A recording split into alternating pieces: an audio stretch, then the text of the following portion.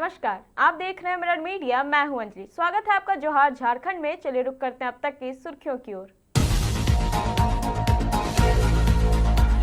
कोयला मजदूरों का हुंकार, 12वें बीसीसीआई गठन की मांग पर बीसीसीएल में देशव्यापी प्रदर्शन।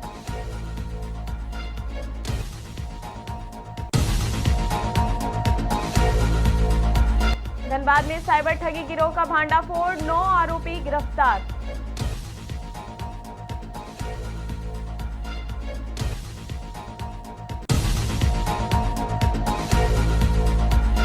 सूचना आयोग को मिले 4 नए आयुक्त, आरटीआई मामलों के निपटारे को मिली रफ्तार।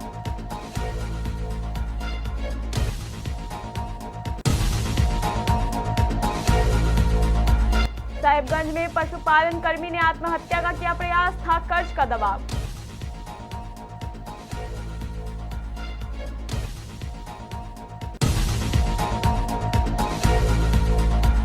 हजारीबाग सांसद मनीष जायसवाल ने जारी किया रिपोर्ट कार्ड, कहा 2 साल बेमिसाल।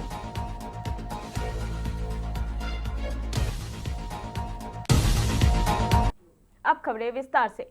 धनबाद के बीसीसीएल एरिया 1 से एरिया 5 तक बुधवार को संयुक्त मोर्चा के आह्वान पर कोयला कामगारों ने 12वें जेबीसीसीआई के अविलंब गठन की मांग को लेकर देशव्यापी मांग दिवस मनाया। विभिन्न कोयलियों और परियोजनाओं में पीट मीटिंग कर मजदूरों ने जोरदार नारेबाजी की और बाद में क्षेत्रीय कार्यालयों तक मार्च निकालकर प्रबंधन को मांग पत्र सौंपा। यूनियन नेताओं ने कहा कि वेतन समझौते और 12वें जेबीसीसीआई के गठन में हो रही देरी मजदूर विरोधी रवैये को दर्शाती है। उन्होंने चेतावनी दी कि यदि जल्द निर्णय नहीं लिया गया तो संयुक्त मोर्चा चक्का जाम और अनिश्चितकालीन हड़ताल जैसे बड़े आंदोलन का रास्ता अपनाएंगे।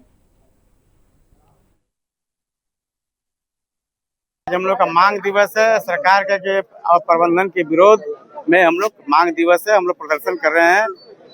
प्रबंधन ने लेबर को लागू करके 12वीं जेबीसीसीआई का गठन नहीं करने के कारण हम लोग आजकल धरना प्रदर्शन पर आए हुए हैं। क्या आप लोग मांग क्या है? मांग है कि 12वीं वेज बोर्ड को गठन करिए और लेबर को लागू मत करिए। क्या नुकसान मजदूर लेबर को मजदूर विरोधी है। अब 12वीं वेज बोर्ड का अगर गठन नहीं होगा तो मजदूरों का जो बेसिक चीज है वो मिल नहीं पाएगा और तकनीकी प्रॉब्लम होगा। 12वें वेज बोर्ड का जो आज समय समाप्त है, आ गया है, 11वें वेज बोर्ड का समय समाप्त हो चुका है। 12वें वेज बोर्ड लागू होने से मजदूरों का जो अधिकार है वो मिलेगा, सारी सुविधाएं मिलेगी।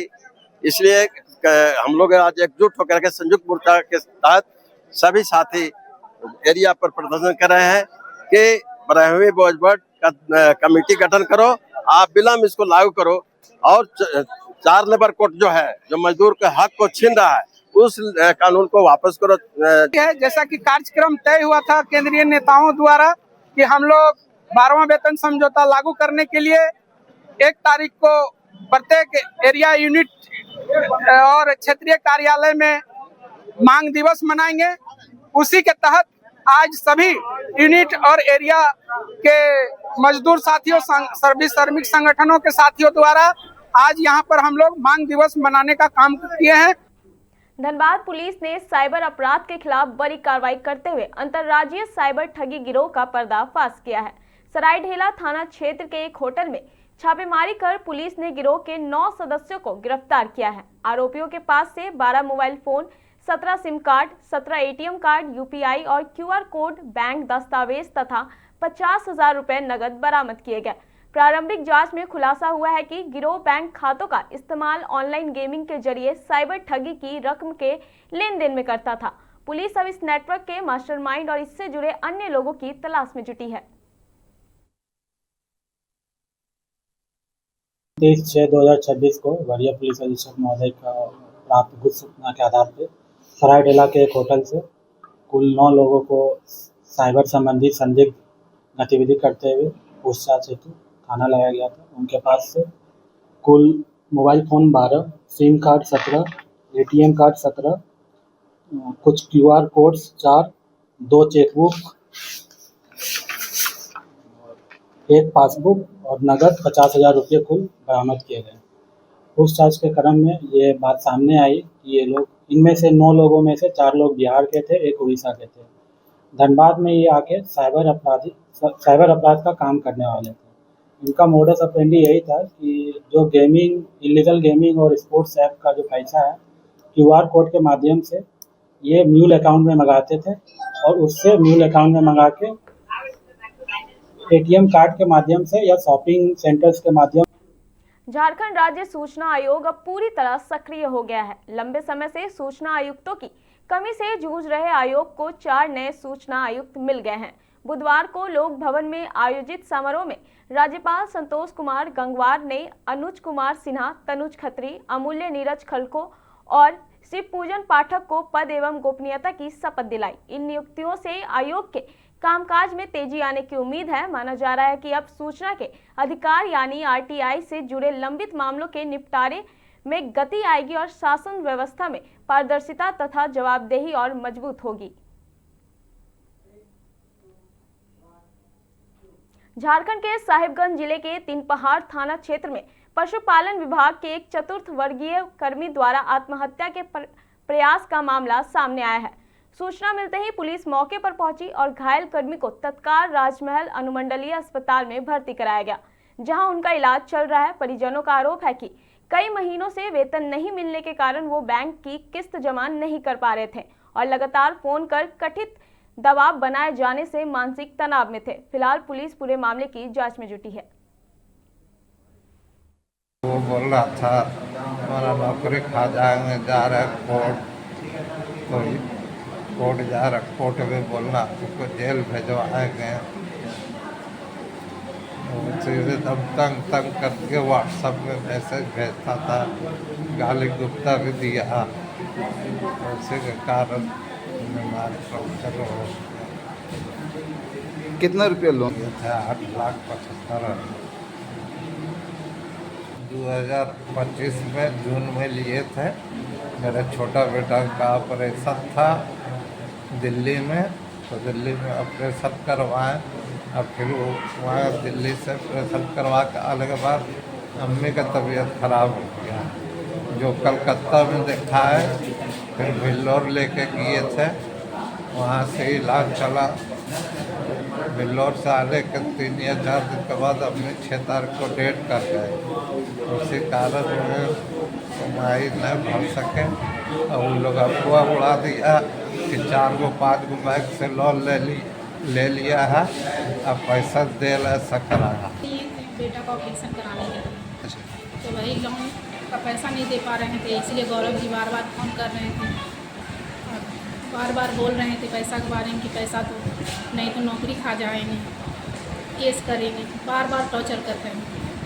कौन ये टॉर्चर कर रहे थे? गौरव। कौन है? वो दलाल है यूनियन बैंक। ये बैंक कहाँ का है? ये बैंक है साहिबगंज में ही सर। हजारीबाग के सांसद मनीष जायसवाल ने अपने 2 साल के कार्यकाल का रिपोर्ट कार्ड जारी करते हुए उपलब्धियां गिनाई। उन्होंने कहा कि केंद्र सरकार की जन कल्याणकारी योजनाओं और हजारीबाग में तेजी से लागू किया गया है और विकसित भारत के लक्ष्य को साकार करने की दिशा में लगातार काम हो रहा है। सांसद ने बताया कि उनकी संसद में 96% उपस्थिति रही और उन्होंने विभिन्न जनहित के मुद्दों पर 211 सवाल उठाए। इसके अलावा प्रधानमंत्री सुरक्षा बीमा, अटल पेंशन, पीएम निधि और कुसुम योजना के जरिए लाखों लोगों को लाभ पहुंचाने का भी दावा किया।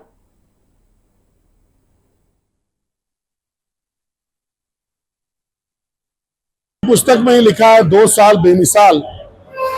और मोदी जी के साथ रह करके जब आप मोदी जी की सरकार का हिस्सा रहेंगे, उनके वो जिस सदन में है उस सदन में रहेंगे, तो वो मिसाल रहना ही है। इसलिए कि हम लोगों ने जनता के हित के लिए बहुत सारे कामों को किया। आज मैंने जो मेरी बेसिक जिम्मेवारी थी, जो एज ए सांसद केंद्र सरकार की योजनाओं का क्रियान्वयन करना, उस योजना के बारे में हमने अपनी पूरी बात रखी है इस पुस्तक के माध्यम से। इसका डिजिटल वर्जन आपको वहां पर उपलब्ध है। इस पुस्तक के माध्यम से हम लोगों ने रखा है। आशा है कि लोग इसको जज करेंगे। मैं 2 सालों से आप जनता के बीच में रहा हूं, अपने पार्लियामेंट्री ड्यूटीज को अच्छी तरह से निर्वहन किया हूं। हर एक वो समस्या जो मेरे तक आया, चाहे वो किसी चीज का भी हो, उसको सॉल्व करने का हम लोगों ने प्रयास किया। साथ ही जामताड़ा जिले के नाला प्रखंड स्थित भंडार बेरा उच्च विद्यालय को विकास की बड़ी सौगात मिली है। झारखंड विधानसभा अध्यक्ष एवं नाला विधायक रविन्द्रनाथ महतो ने विद्यालय में 4 दीवारी और अतिरिक्त कक्षों के निर्माण कार्य का शिलान्यास किया। NBCC इंडिया लिमिटेड के सामाजिक दायित्व कोष से बनने वाली इन परियोजनाओं से विद्यालय का बुनियादी ढांचा मजबूत होगा और छात्रों को बेहतर शैक्षिक माहौल मिलेगा। इस दौरान विधानसभा अध्यक्ष ने विद्यालय को जल्द +2 में अपग्रेड करने, क्षेत्र में मेडिकल कॉलेज स्थापित करने और छात्रों को उच्च शिक्षा के लिए सरकारी योजनाओं का लाभ दिलाने की भी बात कही है।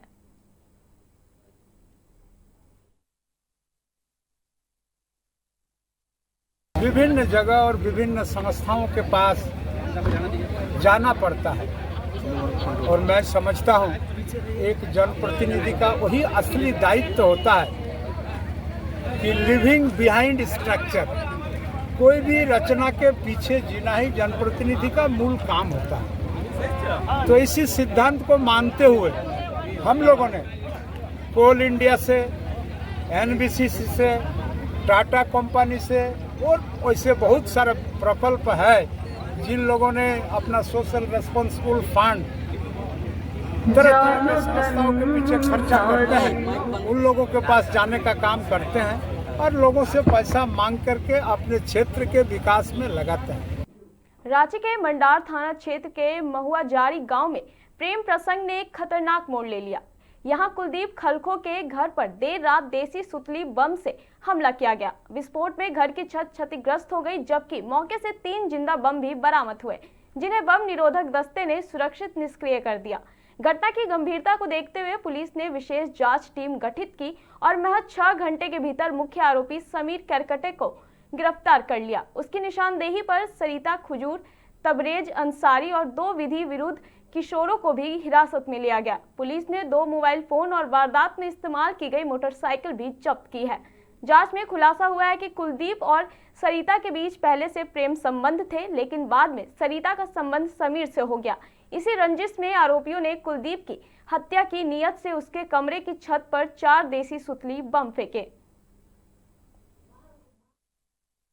इस SIT टीम के द्वारा घटनास्थल पर जाया गया और जितने भी फिजिकल एविडेंसेस हैं जो वहाँ पे सबसे पहले इन्होंने देखे, तो जो बमबारी की बात बताई गई थी वो सरासर सही नहीं थी। वो एक सुतली बम था जो मैन्युफैक्चर किया गया था। सुतली बम में उसमें कुछ मॉडिफिकेशंस किए गए थे जो वहाँ पे मिला था। टोटल 4 बम थे जो किसी व्यक्तियों द्वारा वहाँ पर मारे गए थे। 4 में से 1 बम फटा था, बाकी 3 बम थे वो फटे नहीं थे वहाँ पे। और तीनों बम के लिए हम लोगों ने BDDS टीम को कॉन्टैक्ट किया था और उनके द्वारा वहाँ पर आकर उन बम्स को डिफ्यूज कर दिया गया था। और जितने भी फिजिकल और एविडेंसेज हैं और टेक्निकल एविडेंसेज हैं, जब उनके बेसिस पे हम लोगों ने जांच करना स्टार्ट किया तो जांच के उपरांत हम लोगों ने 5 लोगों को हिरासत में लिया, जिसमें एक व्यक्ति का नाम है समीर करकेट्टा, दूसरा है सरिता कुजूर, तीसरा है तबरेज अंसारी। ये क्रमशः इटकी, नरकोपी और नगड़ी थाना के रहने वाले हैं। और इसके अलावा इसमें 2 बच्चे भी हैं, जुवेनाइल हैं, तो उनका नाम डिस्क्लोज करना उचित नहीं रहेगा। इन लोगों से पूछताछ की है। पूछताछ करने के उपरांत जो हमें समझ में आया है, इसमें जो वादी हैं कुलदीप खलको और जो सरिता कुजूर हैं, ये एक दूसरे को तकरीबन 1 साल पहले जानते थे। इन दोनों का प्रेम प्रसंग था। उसी क्रम में जो सरिता की जो बातचीत है समीर करकेट्टा से बात होना स्टार्ट हुई। उसी बीच में हुआ कि इनका जो मनमुटाव था कुलदीप के साथ में ज़्यादा बढ़ गया और समीर के साथ इनकी नज़दीकियाँ बढ़ गई। तो ये जो प्रेम प्रसंग था समीर और सरिता हाल ही में शादी करने वाले थे, बट सरिता ने समीर के सामने एक कंडीशन रखी कि जब तक तुम कुलदीप को नहीं मार देते हो तब तक वो उससे शादी नहीं करेगी। इसी चीज़ के लिए समीर, सरिता और एक और व्यक्ति है जिसका नाम है तबरेज, इन लोगों ने एक योजना बनाई कुलदीप खलको के ऊपर वार करने की और उसे रांची रामगढ़ मुख्य मार्ग स्थित चुट्टूपालू घाटी में बुधवार को एक भीषण सड़क हादसे ने अफरा तफरी मचा दी। रांची की ओर से आ रहे एक बेकाबू ट्रेलर ने अचानक कई वाहनों को अपनी चपेट में ले लिया। हादसे में एक बस, 4 छोटी गाड़ियां और 2 बाइक क्षतिग्रस्त हो गई, जबकि आधा दर्जन से अधिक लोग घायल हो गए।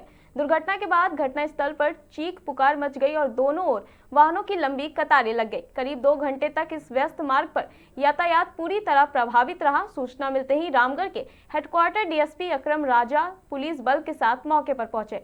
पुलिस ने स्थानीय लोगों की मदद से सभी घायलों को तत्काल सदर अस्पताल भिजवाया और क्षतिग्रस्त वाहनों को हटाकर यातायात को सामान्य कराया।